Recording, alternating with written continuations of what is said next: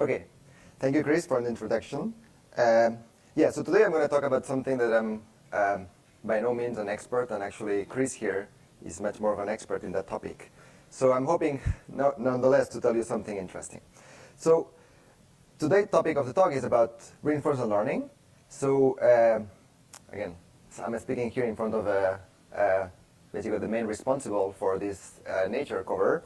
But reinforcement learning is, just to set a little bit the tone, is a very general framework where we can learn behavior. So instead of basically just learning signals from high-dimensional data, we are here adding a interactive component that you can that we can use it. You can use to actually interact in complicated environments that also that involve some form of complexity that we might care about, right? And so we know from our friends at DeepMind that we are now able to do very complicated things with mazes, playing Go. We can also use it for okay, this I don't know where this thing from. Sorry about the music. I don't know where this music come.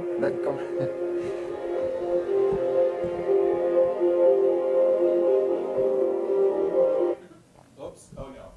Oh. Maybe it was me. Okay, I'm gonna skip it. Anyway, sorry about this music intermission. I think it was part of the DeepMind video. Okay, sorry about that. Thank you, Chris. Okay, so by that I just try to convince you that now we are at the stage where these algorithms are able to do very complicated things that we were not thinking that they would be able to do with algorithms like in the few years ago, and they involve.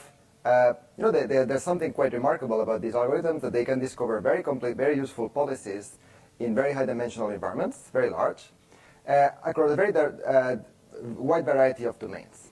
But still, we are again faced with, as maybe theoreticians, we have a lot of puzzling questions. For example, in particular, these algorithms, I think there's consensus right now that they are not very sample efficient, and in particular, they do not, in general, come with strong theoretical guarantees. And I'll try to build on that in the rest of the talk.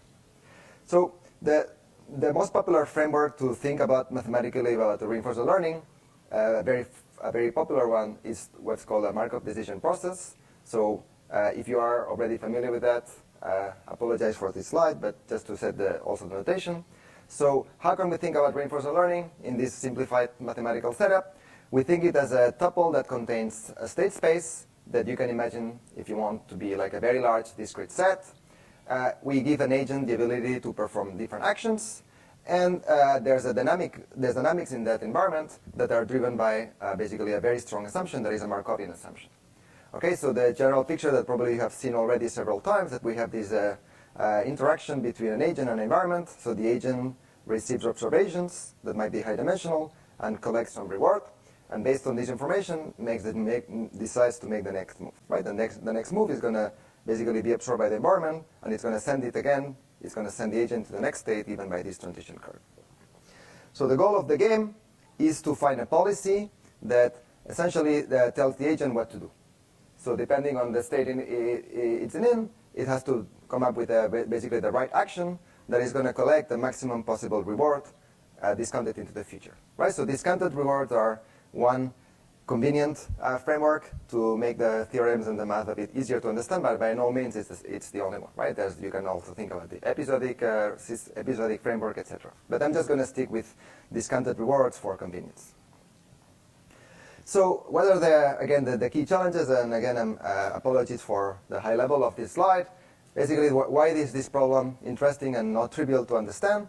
There are at least three challenges, right? The first one is that we have this interesting trade-off that maybe we don't find in other areas of supervised learning, which essentially the agent has to do two hard things at the same time. So he has to spend resources to explore unknown states that might collect larger rewards, but at the same time, he needs to be able to understand when to exploit good states or good actions. Okay, and this trade-off is, of course, illustrated and understood very well in the context of bandits, for example. Not only that, in reinforcement learning, we have this temporal aspect that some people refer to discrete assignment, is that we need to the value of an action might reveal itself much later in the future. And this, as you can imagine, is going to introduce huge challenges when it comes to statistics, right? Like controlling the variance of all these estimators. And then the last one that is by no means a small one is that we need to solve these two big challenges under very complicated, noisy observations, right? Like the agents that typically operate in the real world, they have as input like complex, messy images, right? And so we need to, in a sense, mix all these challenges with, again, the key question of how can we learn good representations to solve these problems. And so there are three, at least three ways to think about how to classify algorithms in reinforcement learning. The first one is what people call model-based, which essentially can break the problem into two subproblems. The first one is to try to estimate a model of the world, like dynamics of the world. And once I have some approximate dynamics, I can basically act optimally by solving an optimal control problem. There's another one that people call model-free. I don't understand really why they call it model-free. I will expand on this later. We can maybe chat offline, where probably Chris has some interesting things to say as well. Is the one that is basically what also referred as approximate dynamic programming, which what it tries to do is exploit the strong Markovian assumption that I introduced into the problem. Right? So there's some symmetry in the object that basically says that whenever I have to act, so it's captured what's called like a value function, so the cost to go. And this value function, because I'm assuming that the environment is Markovian, I can relate this value function at one state with the value functions at neighboring states, right? And there's a fundamental equation that gives a lot of structure, gives a lot of regularity. And so we are mostly going to be focusing on this framework today. And then there's another one that is kind of the crazy one, or like a very extreme setup, which is the policy gradient. Where in policy gradient, I might not even care about this Markovian assumption, and I try to basically jump directly, bypass all the structure of the problem, and try to directly estimate the best policy by estimating the gradient of my discounted reward with respect to the policy. And there, there's, I think, maybe some interesting debates and discussions, but if you could think about this method, you could really think it as a derivative-free method, right? In the sense that you have to, you can of course take derivatives, the gradients, but there's always a sampling step involved, right? Basically, you're acting in the environment by taking a hard action. So this, in a sense, gives very little, in a sense, you lose a lot of structure from this framework. Sorry, can you remind me again the precise thing about temporal difference?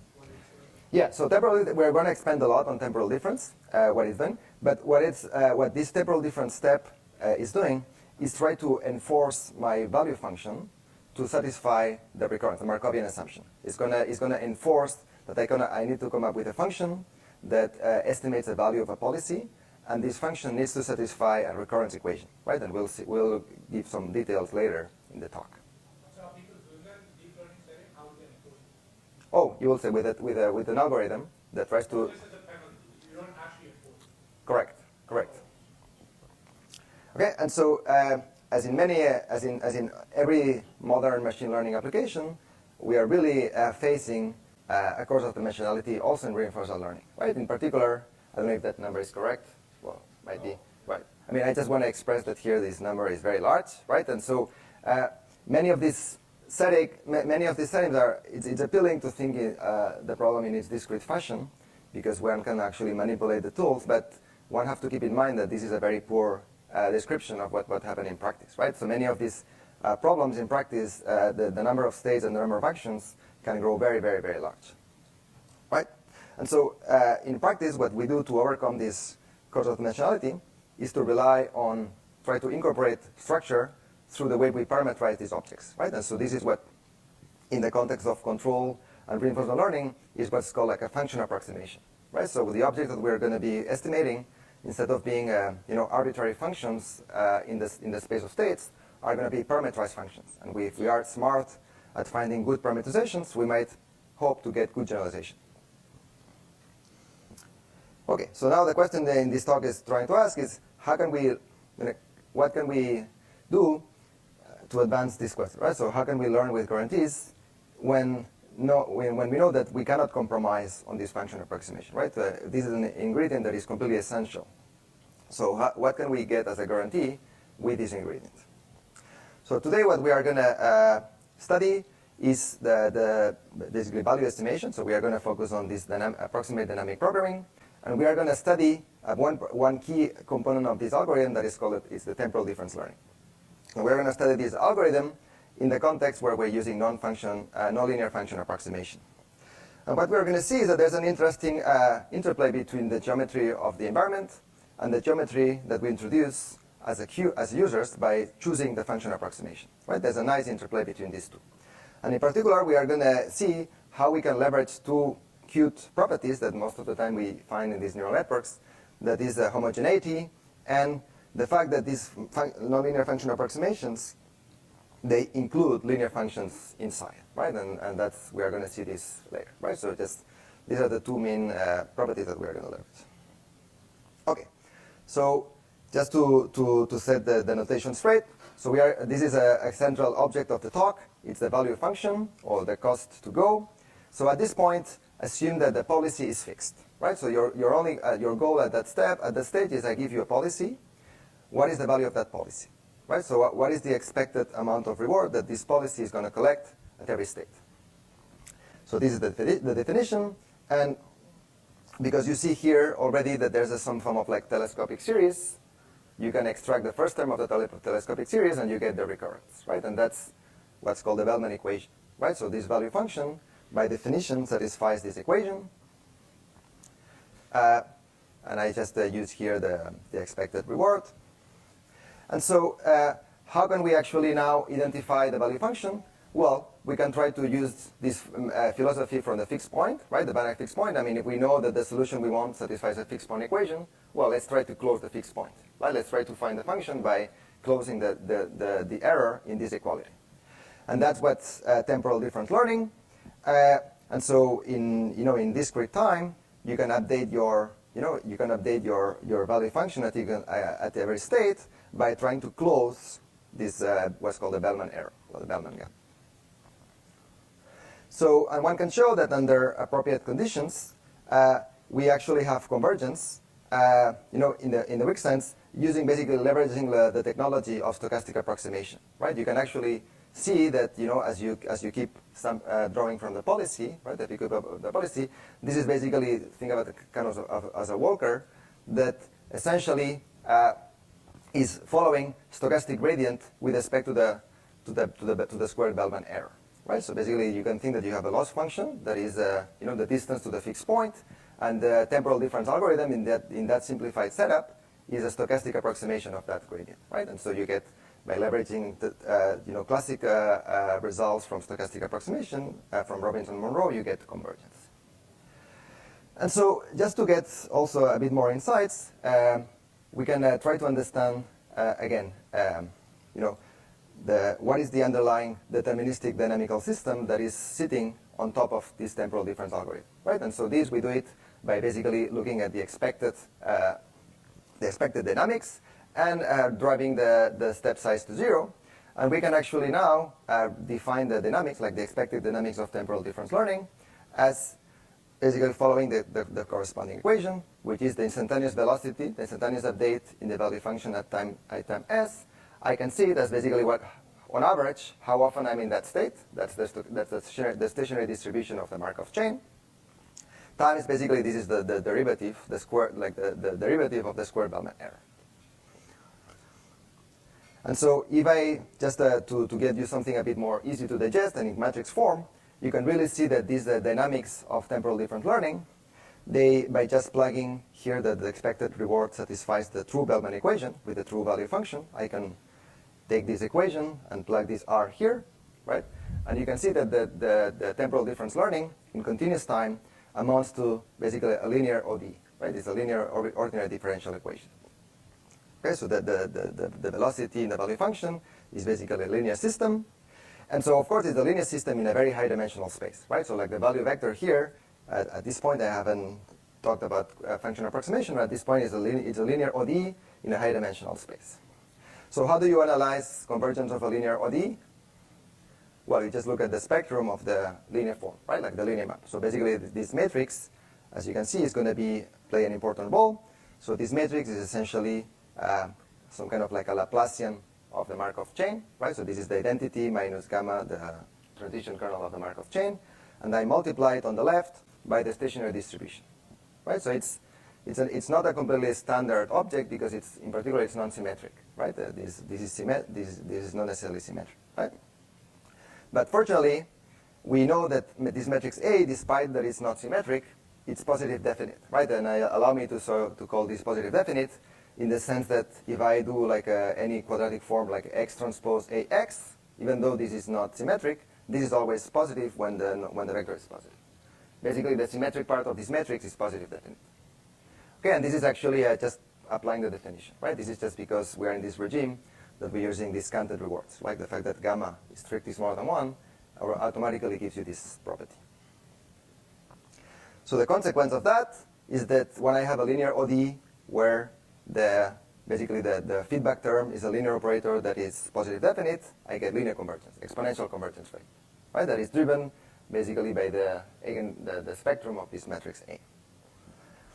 But of course, so far I basically just presented you like a cute idealization of a problem because we are still, as I described, under this what's called like the tabular case, right? We are basically spending one coordinate in our function per state. And of course, this is going to blow up, right? I mean, there's really no way we can scale these algorithms to these kind of problems. And Chris here can confirm that this is completely insane, right? It's not even a good idea to try. So we need to introduce this function approximation. So what we do is instead of actually having one coordinate per state, we are going to parameterize the value functions by a mapping that maps from some fixed dimensional space or vector of parameters to this high dimensional value function that is basically the size of the state space. And let's assume that this thing is differential. So now we can say, well, how can we now adapt temporal difference learning? And going back to Sanjeev's question, well, let's try to do the closest possible, right? So before we were trying to close the Bellman error operating at the level of the states. Now we are going to try to do the same thing, but then we have to backprop with respect to the parameters of the function approximation. And so we come up with basically the next best thing that we can do. And let me try to explain to you why this is actually not so easy, right? Because here's the algorithm. Actually, let me start by presenting first the algorithm. That's called like a TD learning, T0, which essentially looks very, very similar, right? It looks like you look at the Bellman gap, and you take the gradient with respect to the value function at state S with respect to your parameters. So this looks very similar to taking the gradient with respect to the square Bellman error. But it's not, so basically you could think that this looks like the gradient of that with respect to theta, but it's not, right? And the reason why it's not is because if you look at the gradient of this object with respect to theta, right? You just compute the gradient. You can see that the gradient, right, contains two terms that involve that query the environment, right? So like the environment here, P, right, appears in one term and in another term. So it means that if I want to get an estimator from that object, I need two independent samples, right? I need one sample to estimate that guy and another sample to estimate that guy. But I'm an agent, right? I am only one guy, right? I'm only in one place. So I cannot get an unbiased estimator of this guy. And basically what people do is to settle by saying, well, let's forget about this. Let's forget about this thing. And if you only take the gradient with respect to, basically you use the environment just to compute this point here, you get this algorithm. Yes? So are you suggesting that in a simulation setting? Oh, if you can afford to simulate, then you could get, of course, like a unbiased estimator, and you can have an arbitrary small variance, right? If you can simulate as many times as you want. Yes. But then, of course, then your simulator needs to be exact, right? If you have a small error in your simulator, you need to account for the discrepancy, right? So the point is that here we are basically giving up the fact that we are not following the gradient of anything, right? So these are the temporal difference algorithm. That's why it's called like a semi-gradient, right, and not a gradient. So what? Double sample, ignoring the error, it's just double sample and not.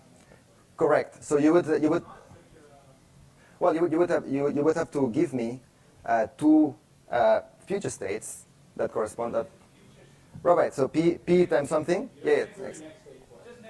You would need to have. Yeah, you would need to replicate yourself and get two independent versions of the next state. Right. You have to run it in parallel. So Well, yeah. Right. You need to estimate this. You need two fresh samples to estimate this expectation. You have to expand out the footprint. Right. Oh, that of course. Okay, so this is something that you cannot afford. So now we end up with a system like again like an ODE. So this is a dynamic, but it's no longer a gradient flow. It's no longer a gradient of something. So what can we say about this dynamical system? Right. That's the question we're asking here. Okay, and again, I'm putting like all the discrete time analysis is put under the rug. So we just try to understand in as simple terms as possible what can we say about this system. So what do you know about this equation? So there are two known regimes where we can say something about this OD. Okay, so the first one is when we have a function approximation that is linear, right? So let's say that we model, like high-dimensional vector state value vectors by some linear operator, right? So we have a kind of a low-rank version of the problem.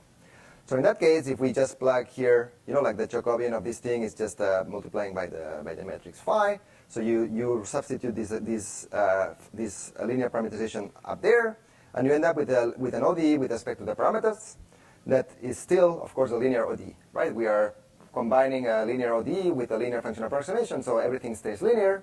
And fortunately, the resulting, basically, as you can see, because this thing it was positive definite, you can see that this thing is still positive definite, right? So we are still in the regime where we can converge, we can guarantee convergence in that regime.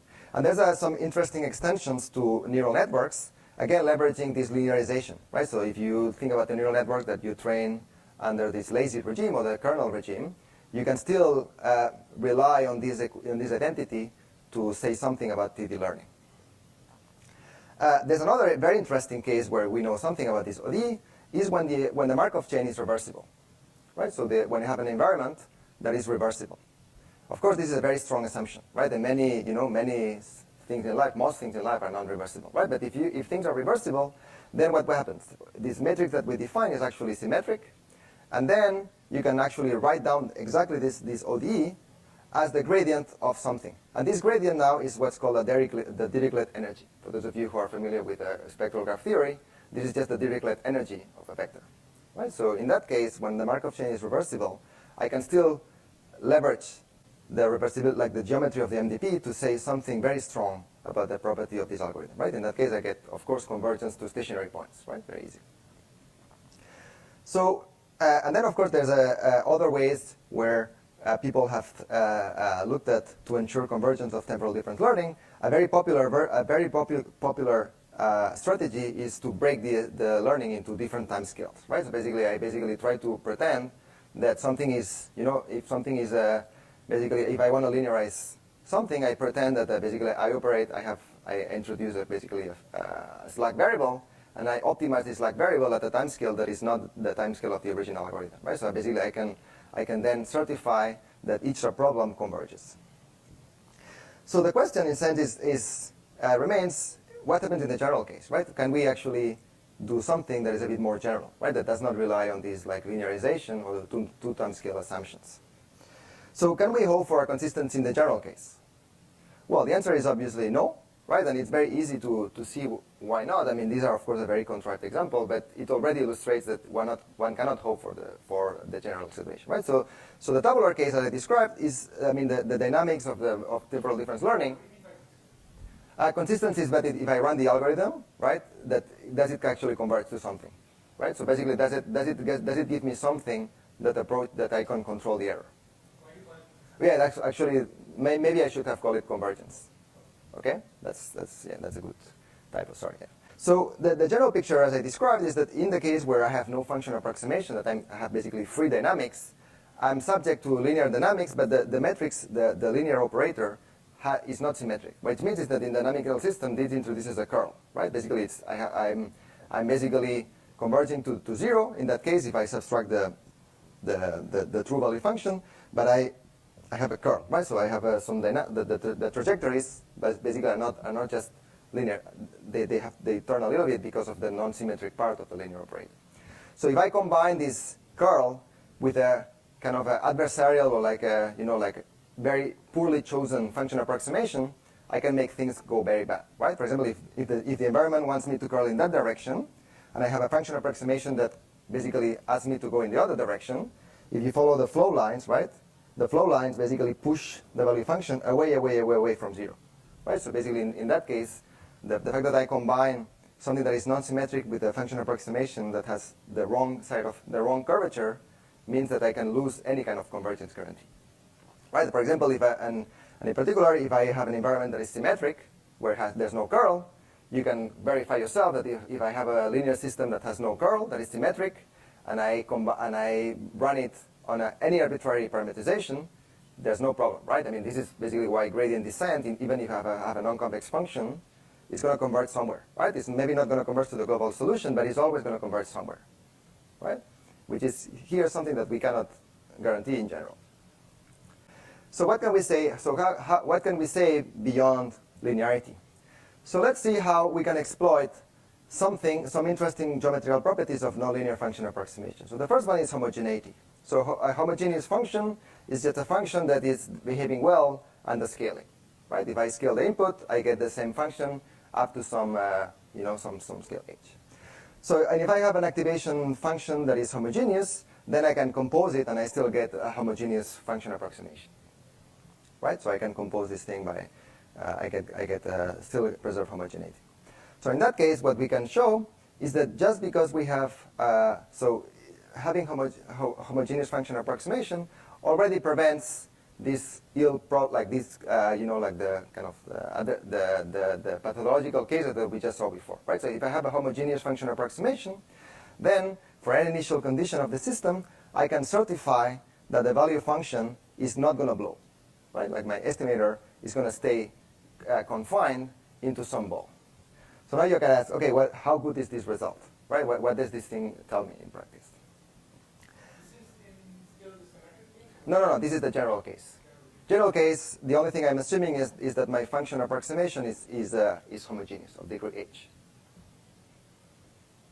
Okay, so how good is this bound? Well, you could say, if the only thing I would ask you is do whatever you need to do, but your value function cannot blow up. Well, you just estimate 0 all the time, and you can perfectly guarantee that your value function does not blow up. Holder is basically saying that the function, like that, it's like a weaker version of Lipschitz, right? So instead of actually saying that v of theta minus v of theta prime smaller than the distance between theta minus theta prime, is the distance between theta and theta prime up to the exponent L. Okay, so it is. So the homogeneous is fine, right? Like homogeneous is fine. Value is perfectly fine. Okay. Okay, but let me just try to unpackage this result for you, right? So basically what this quantity is corresponding to, right? So what this is actually saying is that if I consider, instead of being smart, trying to get this complicated semi-gradient blah, blah, blah, if I just return 0 to every state, that's the value that I estimate, right? I will get an error with respect to the optimal value function that is of the same order, right? We know that basically if I use here, so yeah, just I went a bit fast, but here basically this is the expected error, right? So this is the error with respect to the stationary distribution of the Markov chain, right? So basically what it means is that in this case, where I can certify that I'm not going to do worse than if I have a baseline that is basically saying 0 everywhere, which you might agree with me is very weak, right? I'm saying, my complicated nonlinear algorithm cannot do worse than returning 0 all the time. So can we do a bit better than that? In other words, can we improve this 0 baseline by a baseline that maybe is a bit stronger, right? That is not just returning 0 all the time. So we can do that by, again, upgrading our function approximation model. Instead of just asking it to be homogeneous, we are going to define something that is residual homogeneous. So what does it mean? It means that we have now a function approximation that has a linear part and a homogeneous part. For example, a residual network. Well, like a ResNet, you can think it that has a linear component and then a homogeneous component. So in that case, we basically just apply the same proof strategy. And what we can show is that instead of basically having here the 0 baseline, now we can have the best linear approximation of the value function. Right? So basically the way you should understand this result is that in the worst case, or if we use this nonlinear function approximation, in the worst case, we are not going to do worse than if we were using linear function approximation. And this kind of guarantee is a bit similar to a guarantee that we get in non-convex optimization. Right? So there's a very nice paper by Shamir that basically says that if I use a ResNet architecture and I just do non-convex optimization, I'm not going to give you a worse answer than if you were using a linear model. Yes? I'm a little confused because earlier you were saying that you can't guarantee convergence. Now you're saying that the model can do no worse than a linear model. Oh, convergence. So the general case was like no assumptions whatsoever on function approximation. So you think residual homogeneous will converge to? Well, up to some, it's not going to give me the 0. Like the error is not going to be 0, right? So basically what? Linear would be 0.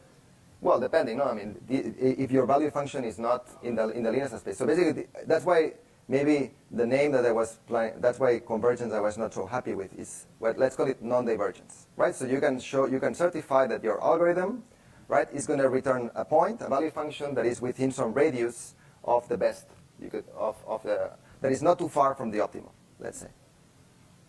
I guess the question is whether something like the difference of the value function is going to 0. Oh yeah.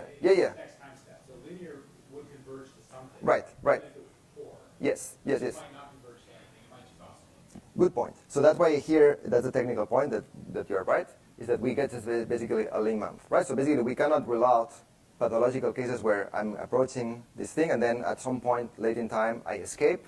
But then what I say is that eventually I always have to go back, right? And then one could imagine that this is relatively easy to control. You could just have some kind of like a dissipative term that prevents this thing from happening. But this is it's a good observation. And so we are not, in that sense, we don't get convergence, right? We just get non-divergence.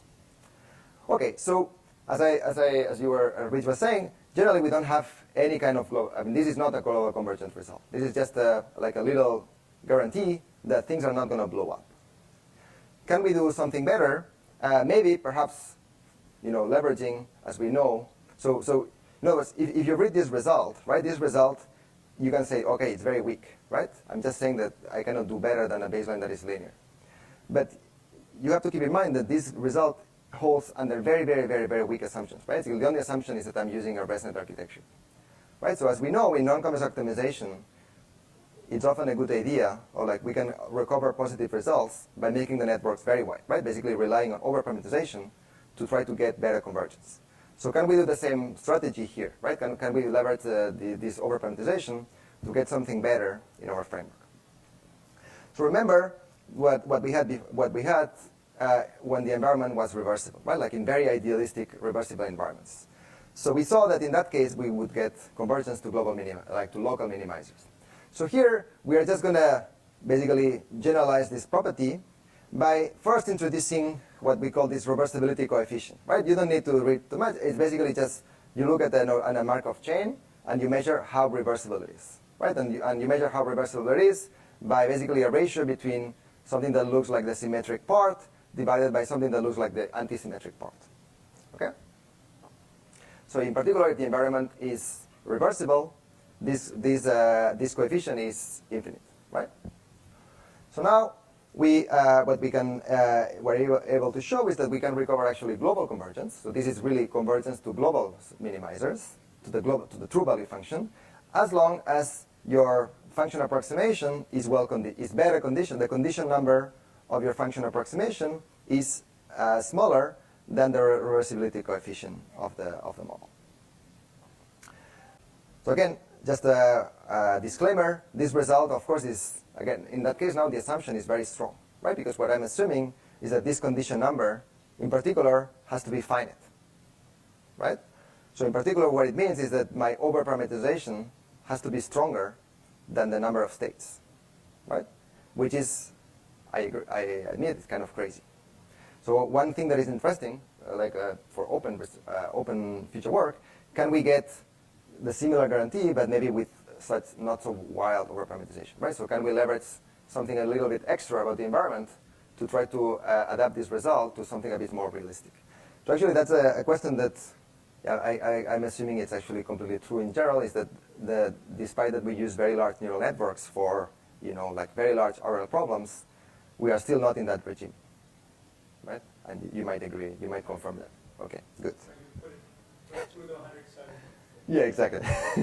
No, but I mean, typically we say that neural networks are very large, but they are still super small compared to that. Okay, so this is take this as a kind of just a toy result, right? But is it then somehow underneath basically the tabular case or something? Well, yeah, at some point you hit. So actually, this is an interesting question. Is that what would be the benefit of using a model that is in that regime? Maybe you could hope to get generalization, right? So like in the tabular case, the value function at one state is completely independent from the value function at other states, right? Because you have basically one independent value for each. Here you could imagine function approximators that enforce some kind of like regularity across your value function across states, right? If they know, if you know something about the world, you might want to leverage it here, right? So you could still argue that there's benefit of using very large neural nets for value function estimation. I'm not saying in practice, I'm saying the theory. Yes. Is under the hood basically. Yeah, under the hood, yeah. So under the hood, what you see is that this condition basically allows you to invert the system, right? Which is, yeah, kind of like the tabular case. But you still rely, yeah. The nice thing is that now, this is actually, in a sense, it really depends on this coefficient, right? So in particular, this thing is actually, that it ties with the reversibility. This is all in reversible case. This is general case, right? So this is, in the reversible case, this is infinite, right? And then you recover the original result. Okay, so now I have 10 minutes. I'm going to also try to now put this kind of story in maybe a broader context, right? And hopefully try to connect with other questions that you might be interested. So the first one, of course, is that here we have been focusing on a very tiny problem, right? Basically what's called like value estimation for a fixed policy. This is kind of a little dot in a big picture, right? It's like we are just looking at a very, very a small subproblem. So a slightly broader setup is what's called this actor-critic framework, right? So the actor-critic is a paradigm to actually train models to not just do value estimation, but also to do control, right? To basically come up with good policies. And so, again, at the expense of sounding too simplistic, and Chris, of course, here knows much more than I, one can try to organize this ensemble of reinforcement learning actor-critic algorithms basically into at least two perspectives, right? So the one perspective that I find useful is what's called this policy evaluation update perspective, right? In which we can think that we have two sets of parameters, right? So the parameters that belong to the value estimation network and parameters that belong to the policy network. And these parameters evolve together, right? And so how do they evolve together? Well, once I have a certain value function estimation, here I use basically the state action pair, the Q function. I can leverage this Q function to do an update with respect to my policy parameters, right? Basically by trying to change my policy parameters to improve basically to maximize the Q function at every state. And the other perspective, right, is that is a bit maybe more closer in spirit to policy gradient algorithms, is to treat directly like to see the policy learning problem as trying to basically maximize the expected, directly maximize the expected sum of discounted rewards, but where I can basically allow myself to remove at every state what they call a baseline, like some function whose role there is, of course, still like under discussion, and there's a lot of experts in the room that know more than me, but one interpretation is that it's there to reduce the variance, right? It's a baseline to try to remove the variance of the underlying policy gradient, right? And so in that sense, you can still see that in these two frameworks, you really have, at the end of the day, the problem that you need to solve is really a problem that involves two sets of parameters, right? And these two sets of parameters, they have to, in a sense, be optimized at the same time. And so one question that we are asking here is, what is the right way to think about this problem? Should we think it as a kind of like a multi-objective optimization? Do we really need to have this scale separation? So do we really need to think about that first we focus on one subproblem? Once this subproblem is done, we weight the other subproblem? Or what is the right framework to do that? So in particular, this is an excuse also to tell you a little bit about something else that we have been working on that goes in the direction of, okay, what if there's a multi-objective optimization? Are the two networks trying to optimize the same thing? Can we write this as a minimization problem? Or should we think about this problem as something that is not necessarily like an optimization problem? Remember that from what I described so far, what this value function is trying to do is not even clear that it's optimizing an objective value, right? It's not, the TD learning, as we described, is trying to, to approximate some Bellman error, but it's not even optimizing anything. So I guess that what I wanted to say here is that more generally, there are many situations where with the behaviors that we want to enforce in our models, they cannot be achieved, characterized as minimizing some energy function, right? And this might be one example that I described, but of course there are many other situations, for example in game theory or like in game dynamics, where that's obviously the case, right? And this brings us to the setup of this competitive optimization, right? So the general way to think about it is that I might have a bunch of different players, and each player has a different loss, and these losses might be conflicting, right? In the sense that if I want to change one parameter to make my loss smaller, I might be making the loss from the other player larger, right? And so this introduces like interesting questions that involve, that concern, how can I get guarantees that my learning is going to go well? And so typically these convergence guarantees can be recovered under what I call this bending geometry, right? So essentially, if I have sufficient amount of convexity, I can still leverage very powerful tools to certify things about these algorithms, right? In particular, there's this very beautiful work by Nemirovsky, Judisky, and many others that really pushed really showed the mirror descent is a very powerful framework that can go much beyond minimization, right? But the question, of course, is how can we take these problems in the general case, right? In the high-dimensional parameter space, where we can certainly not assume that things are convex. What is the right way to think about these problems? And GAN is maybe a natural example that you should keep in mind. So for this, we have been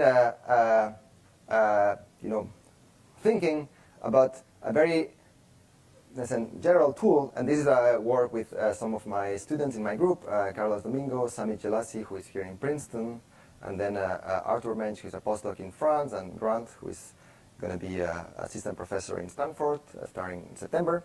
So the philosophy that we are trying to push is that in order to understand or to get some form of guarantee, we really need to look for some form of convexity, and we need to find it wherever we can, right? So either we find it by this idea of linearization that we have seen in kernel in kernel and the lazy regime, or another way to think about this is maybe to what I call this lifting the problem, right? So instead of thinking about optimization or dynamics that live in the space of parameters in which I might have these parameters that move, right, according to some laws, I can change the perspective and use what in physics they call this Eulerian perspective, right? So instead of thinking that my object are the positions of the parameters, my object now is the density, right? What is the probability to find a parameter in a given location?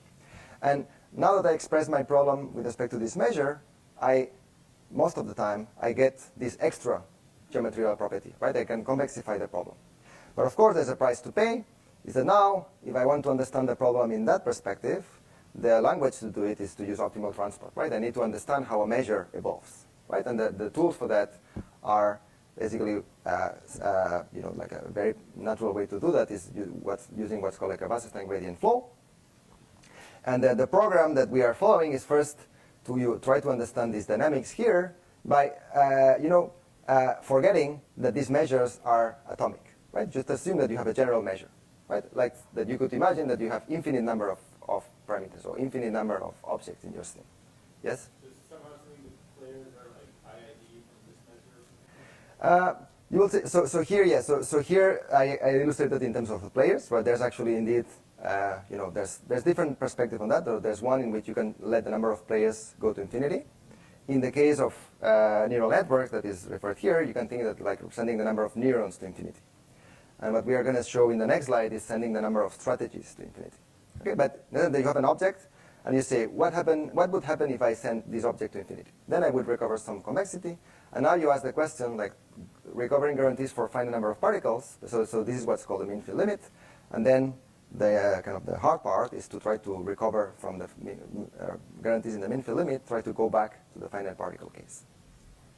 But one thing that is maybe potentially interesting is that this framework really captures the nonlinear nature of learning, right? So these dynamics in these Wasserstein gradient flows, they are really capturing the nonlinear essence of the problem, right? So yeah, so just to give you something recent that we worked on, is we applied this lifting idea using what's called a Wasserstein-Fisher route. You don't need to, the details are maybe not that interesting at this point, but the essence is that we have, when we study games, general games that are 2-player zero-sum, you can capture the game through this functional, where this object here is basically the distribution over strategies for player X, and this is the distribution over strategies for player Y.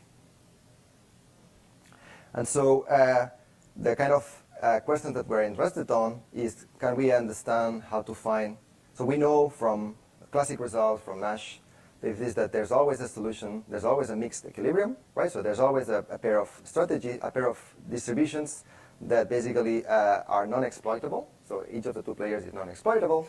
And we might also be interested, and this is maybe closer to the GAN setting, right? We might also be interested in finding what's called like a Stackelberg equilibrium, which is a subclass of Nash equilibrium, which are basically saddle points, right? So in general, when we look at this problem in the, with respect to mixture of strategies, this problem naturally lends itself to studying it under optimal transport, right? Because we're already working under the 2 measures, right? And so what we study is basically this gradient dynamics that basically study what happens if one player tries to move its strategy, trying to make this loss large, and the other player tries to move the strategy by playing this loss small, right? Because this is a zero-sum problem. And so what we are able to get is basically a global convergence to approximate Nash equilibrium. So that this problem that I described before, we first study the mean field limit, we get global convergence, and then we study the fluctuations, basically how can these guarantees in the mean field limit, what are the guarantees when it comes to finite number of particles, of strategies, by using ideas from propagation of chaos. And these are just like a simple plot that shows you that this kind of dynamics, right, this kind of Wasserstein gradient flow dynamics, they are really are the right way to think about the problem in the high-dimensional problems. Like in high-dimensional problems, right, this is you can see that these kind of strategies, they really find equilibrium that other, like for example, like mirror descent is not able to do. So I just wanted to close the talk. So I tried to first tell you a little bit some properties of this nonlinear TD learning, like nonlinear temporal different learning, and in particular, just show how 2 very simple properties of the function approximation can be automatically leveraged to get guarantees, right? They are not convergent guarantees, but they are non-divergent guarantees. And so you can actually make, if you want to be crazily over-parametrized, in the limit you get convergence. So we have some guarantees in the nonlinear case, maybe not very strong guarantees, but that's something.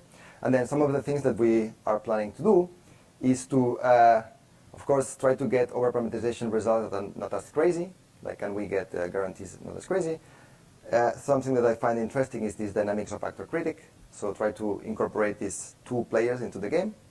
And then, of course, that would be like a dream, try to get like some quantitative sample complexity, right? So everything I said today is non-quantitative, right? It's just saying that in the limit things go well. Can we get sample complexity? So there are some interesting papers by, for example, like Martin Wainwright and some of his collaborators, where they are like introducing interesting new tools that we are maybe hoping to combine. So with that, I'll thank you very much, and these are the 2 references of what I talked about today.